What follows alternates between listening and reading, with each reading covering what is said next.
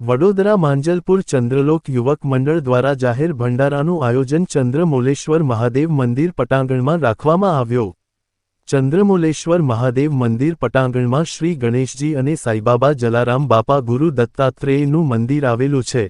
આ પવિત્ર સ્થળે ચૈત્ર સુદ નવ રામ નવમી નિમિત્તે નવચંડી યજ્ઞ રાખવામાં આવ્યો હતો। આ નવચંડી યજ્ઞમાં 10 આસપાસ જોડા પૂજામાં બેઠા હતા।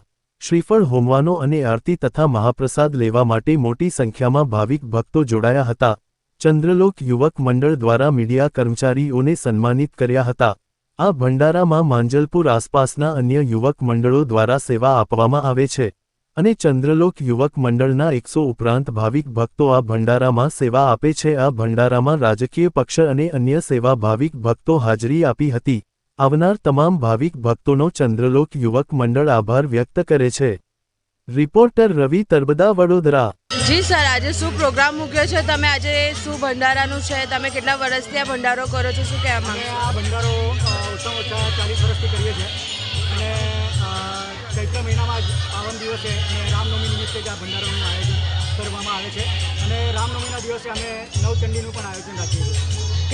કેટલા વર્ષોથી આ ભંડારો થાય છે અને કેટલા માણસો આવે છે? 40 વર્ષથી આ ભંડારો કરીએ છીએ અને સરસ મજાનો ભંડારો હોય છે। કેટલા ભક્તો આવે છે અહીંયા?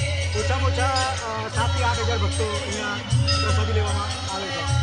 તમારા યુવક મંડળમાં કેટલા કાર્યકર્તા છે? અમારા યુવક મંડળમાં ઓછામાં ઓછા 100 કાર્યકર્તા હશે।